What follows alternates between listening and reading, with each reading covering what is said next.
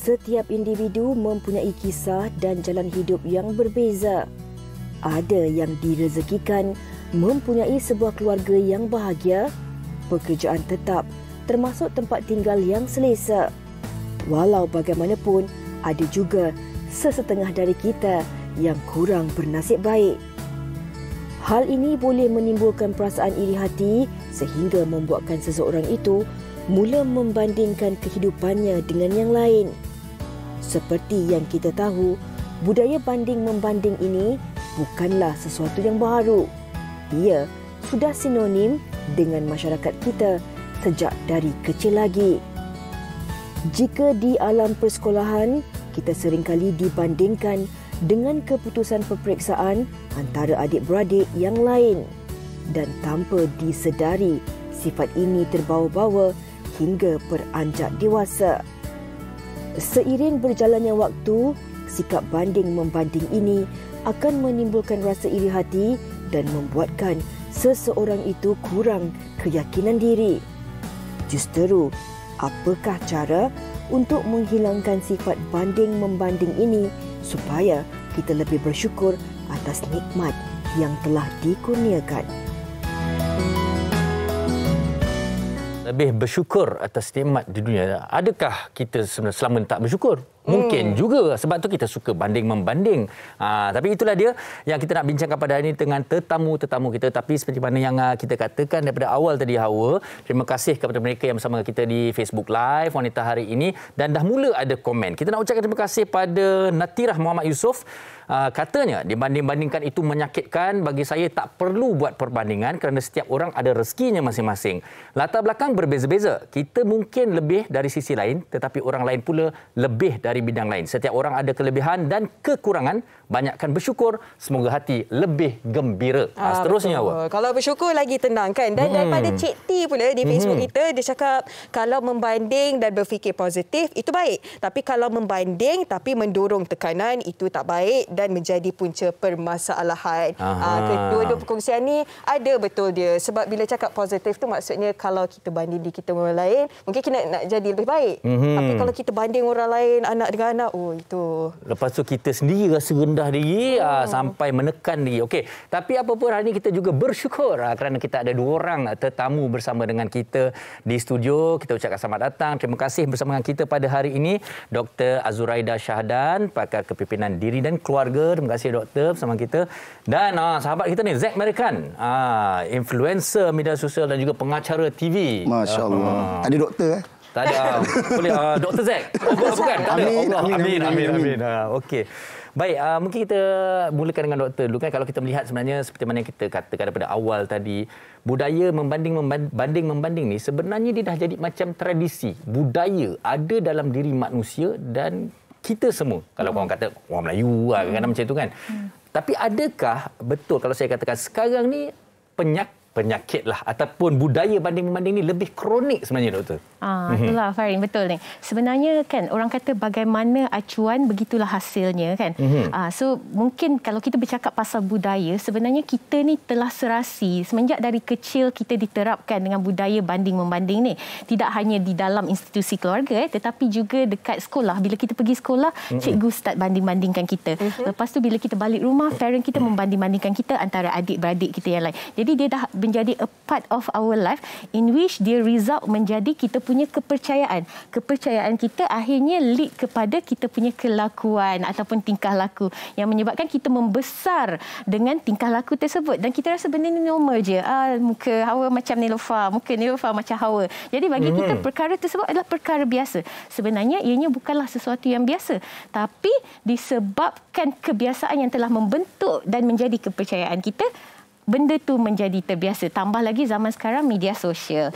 Bila ada media sosial, jadi orang kata lebih besar pengaruhnya berbanding dengan zaman dahulu. Bukannya tak ada zaman dahulu, dari dulu lagi ada, sekarang pun ada. Cuma sekarang lebih meluas disebabkan media sosial Ya, tadi. dia jadi lagi mencabar, ada butang share, ada butang retweet. Siapa saja boleh baca. Bukan satu Malaysia. Satu dunia boleh macam baca. Hawa-hawa lah. Hawa pengacara wanita hari ni.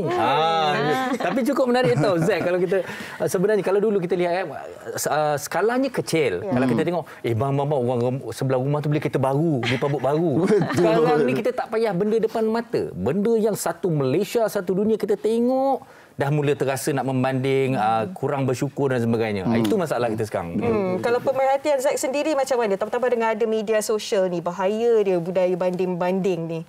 Zack ni influencer. Sebenarnya Allahumma salli Muhammad. Saya bukanlah influencer yang bagus sangat pun, tapi kalau orang mendapat kebaikan daripada apa yang saya katakan, alhamdulillah lah. Tu pahala MLM untuk saya. Tapi benda-benda macam ni kita tak boleh elak.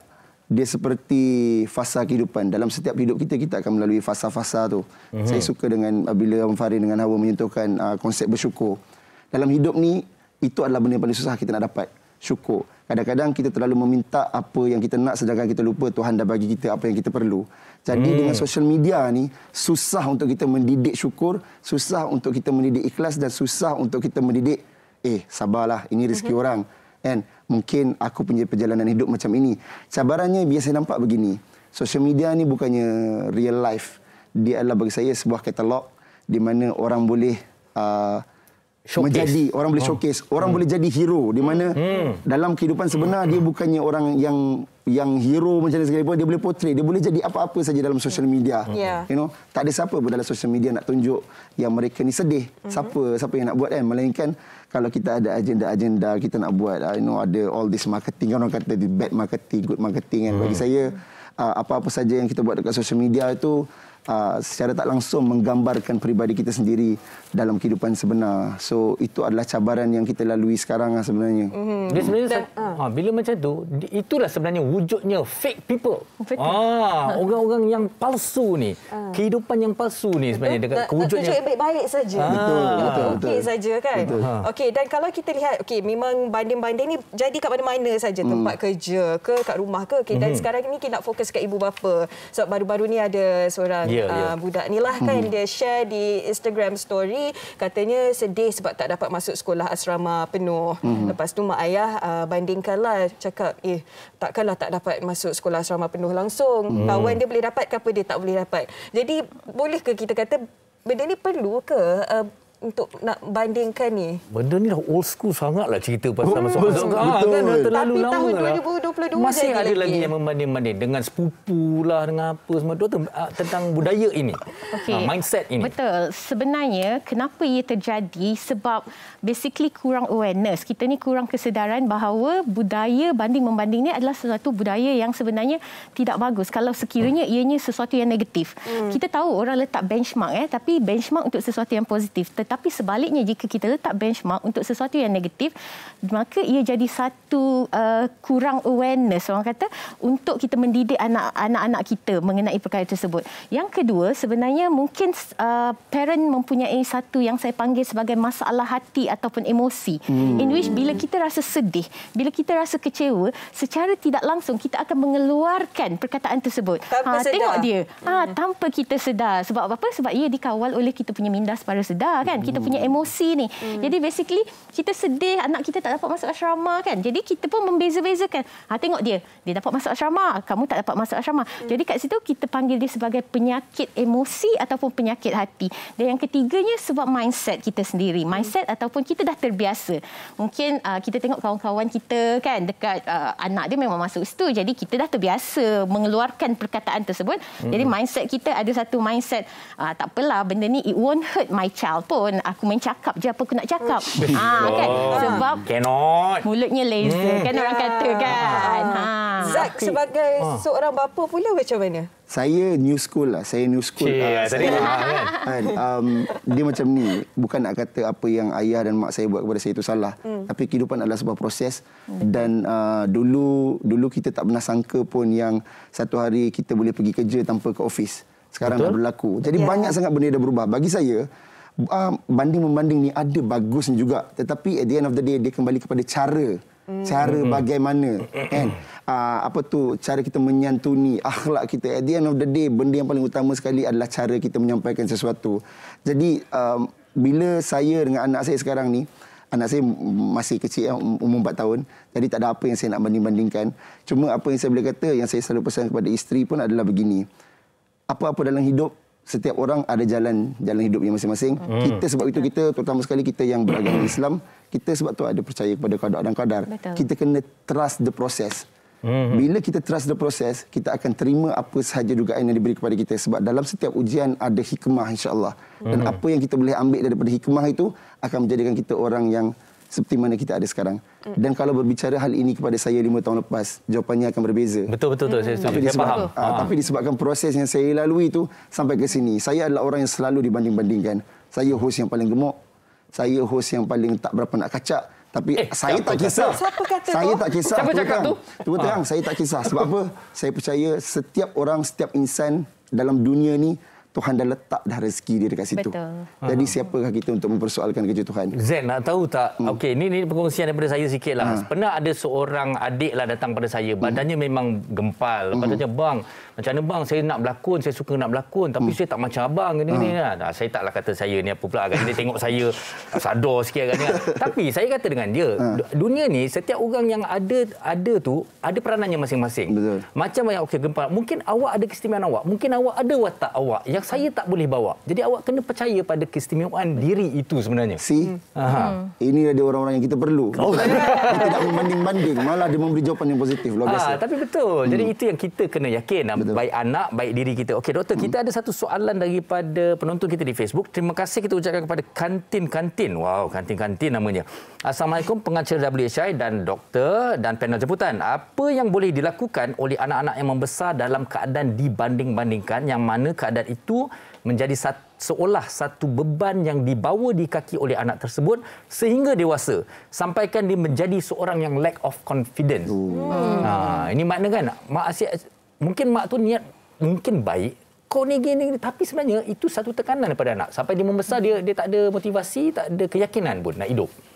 Prevention is always better than cure. Sebenarnya. Apa preventionnya? Prevention langkah pertama, cure langkah kedua. Prevention ni sekiranya belum lagi berlaku dalam institusi keluarga tersebut, budaya banding membanding, makanya kita kena spread awareness. Kita kena bagi tahu mengenai budaya banding membanding ini bukanlah sesuatu yang sebenarnya baru, tetapi kita tidak boleh teruskan budaya tersebut kerana ia akan memberi impak negatif. Prevention. Cure adalah dari segi alert. Alert ni maknanya kita tahu kesan daripada budaya banding membanding tersebut. So sekarang ni ramai orang tak tahu kesannya apa tahu sebenarnya.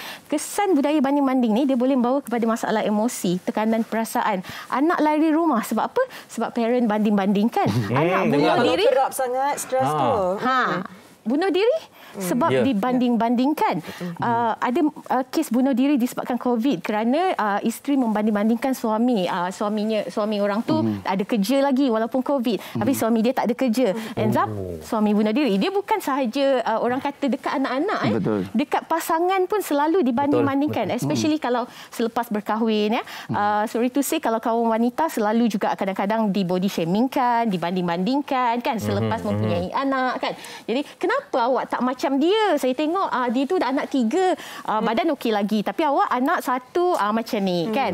Jadi alert. Jadi dekat sini menjawab kepada jawapan tersebut, sebenarnya kita kena alert lah kesan kepada banding-banding ni, dan kita kena jadi parent yang sentiasa orang kata peka dan prihatin. Kalaulah kita teruskan budaya ini dalam keluarga kita, kita nak tak anak kita lari dari rumah? Kita nak tak anak kita bunuh diri? Ataupun ends up menjadi seorang yang mempunyai mental image negatif yang akhirnya merosakkan diri mereka. Jadi anak-anak ni akan keluar sentiasa rasa diri tak bagus. Betul. Di kalangan kawan-kawan, di kalangan...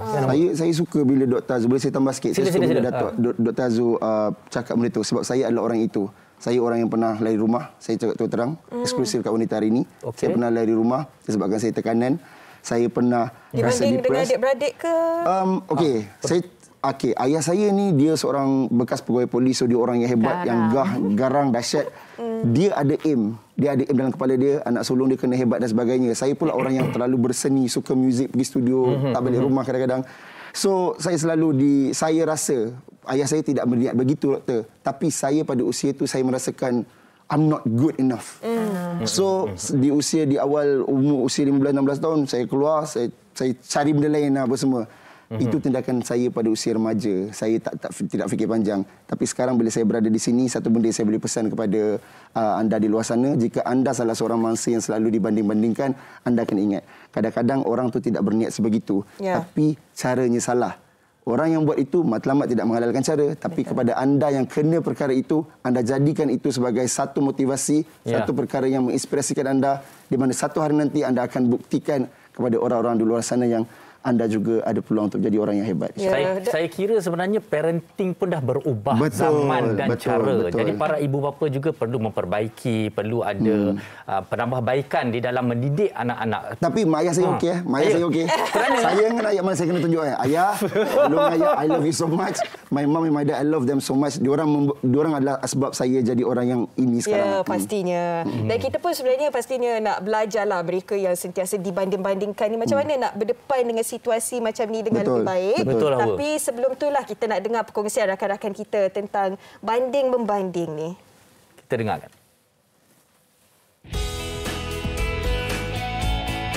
Dari segi hubungan pula, itu adalah sebenarnya toksik. Bila kita bandingkan pasangan lain dengan pasangan kita. Sebab kita punya pasangan, kita kena fikir apa kemampuan dia. Macam pasangan orang lain, maybe dia mampu untuk bagi segala apa yang pasangan dia nak. Mungkin pasangan kita belum masanya lagi. Jadi kita kena faham pasangan kita dan tak perlulah kita banding-bandingkan. Itu adalah toksik. I je yang mak I suruh buat kerja rumah, suruh baju, dapat kain lah. Just because of I suka tolong dia. Tapi bila I suka tolong dia, doesn't mean that I yang kena selalu buat. So dia suka bandingkan I. So I selalu macam cakap, kenapa abang I tak payah buat, kenapa adik I tak payah buat, kenapa I je yang kena buat. So mak I cakap, kalau Mei tak tolong mama, siapa lagi nak tolong mama? Dia keluarkan ayat paling sedih di dunia. So nak tak nak kita kena tolong. Tapi membanding ni saya rasa macam not fair lah. Kalau dalam keluarga antara siblings, kita akan timbulkan perasaan yang macam jealous atau tak best between siblings. Pada saya, kalau kita banding-membanding ni, kita akan membuatkan diri kita rasa macam depressed, macam kita tengok orang lain dapat satu benda tu kan. Kita macam, kenapa orang tu dapat macam tu ya, kita tak dapat, orang draft kita elok, draft kita biasa, jadi kita rasa macam sedih, makan diri. Tapi at the same time, ada positif dia juga. Bila kita tengok orang tu kehidupan dia berjaya, kita pun, diri sendiri kita pun, kita nak push ourselves to be at that level juga. Kita akan rasa diri kita, wake up every morning, kita nak kehidupan yang lebih baik daripada sebelum-sebelum ni. Bagi saya, budaya banding-membanding ni berbahaya disebabkan macam kita tak akan dapat membuat semua benda yang kita tak dapat nak capai. Contohnya, ini boleh menjadikan satu toksik kepada diri sendiri kita. Benda ni boleh memakan diri kita. Jadi bagi saya lebih penting kita bersyukur dengan apa yang kita ada, dengan kerja-kerja ataupun nilai-nilai yang kita buat sekarang ini. Okey, kalau kita tengok kesan dia memang negatif lah kalau kita dibandingkan, kalau kita bandingkan orang lain, tak ada yang positifnya. Okey, tapi kalau mereka ni yang sentiasa dibanding-bandingkan, pastinya nak rasa tenang lah, tak naklah terlalu layan perasaan ni. Dan Muhammad Akmal pun ada kongsikan di Facebook WHR, dia kata nak tanya jugalah, kalau dibanding-bandingkan ni secara automatik fizikal dan juga emosi kita ni terganggu, teruk sangat-sangat, buat kerja lain pun tak boleh. Jadi macam mana kalau kita nak tanganinya? Take it positively, doktor. Senang. The answer is memaafkan. Yes. Memaafkan. Yes. Memaafkan yang pertama. Yang kedua, macam Farin dengan Zack cakap tadi, bersyukur. Memaafkan ni kadang-kadang sangat susah untuk kita buat. Tapi apa yang kita boleh lakukan sebelum kita tidur malam ni, kita cuba je cakap, saya maafkan Farin. Saya maafkan Farin. Saya maafkan Farin. Ucapkan berulang-ulang kali sampai kita tertidur. Bangun pagi, subconsciously kita akan memaafkan individu tersebut. Saya boleh cuba memaafkan. Sebab bila orang banding-bandingkan kita, kita akan rasa sakit hati. Apa salah Farin cakap macam ni dengan aku? Tak apa. Saya maafkan Farin. Cakap dalam hati kita perkara tersebut. Practice lah. Dia sebenarnya untuk kita mengubah kita punya kepercayaan ni, dia perlukan orang kata repetition. Jadi macam solat lah kan. Solat kita istiqomah setiap hari. Sama juga memaafkan. Tapi tak perlu setiap hari. Cuma malam ni sebelum tidur malam, kita cakap, saya maafkan Zack, lepas tu sleep with that.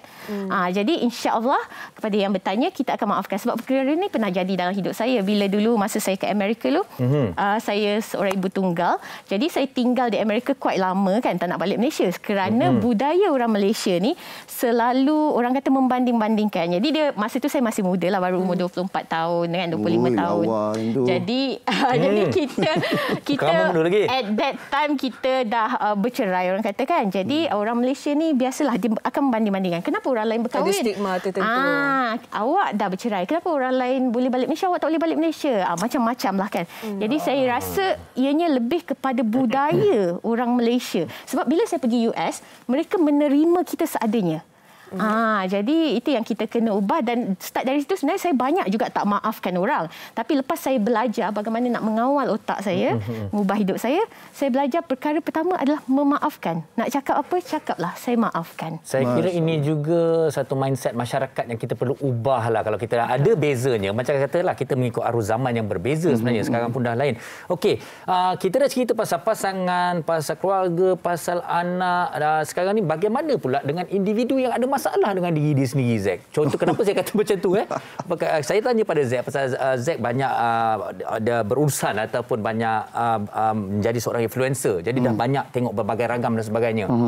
Apa yang saya maksudkan dengan diri sendiri adalah apabila dia berseorangan, tak ada orang cakap dia, tak ada orang bandingkan dia, tapi dia bila tengok update daripada orang lain dan sebagainya, dia pula yang ada masalah dengan diri dia sendiri. Kenapa saya tak ada ni, saya tak ada tu. Itulah dia, tahu perbualan ni kan, kalau kita panjang macam mana pun dia akan berbalik kepada syukur, Tuan Farin. Dia akan balik kepada bersyukur dalam proses kehidupan kita kan. Okey, dia macam ni tau. At the end of the day, apa sahaja yang kita buat dalam kehidupan, kita cadanglah macam mana, kita plan lah macam mana. Kita kena ingat kan, benda yang di hujung tu kan, keizinan Allah tu. Kalau lah benda tu kita dapat, let's say, sebagai contoh saya dah usaha sungguh-sungguh dah ni. Saya punya target tahun ni saya nak followers, followers 1 juta. Tiba-tiba sampai hujung tahun lah baru dapat 300,000. Sekurang-kurangnya kita achieve 300,000. Di mana sebelum tu kita baru ada 20-30,000, tapi kita achieve. But still kita tak bersyukur 300,000 ni.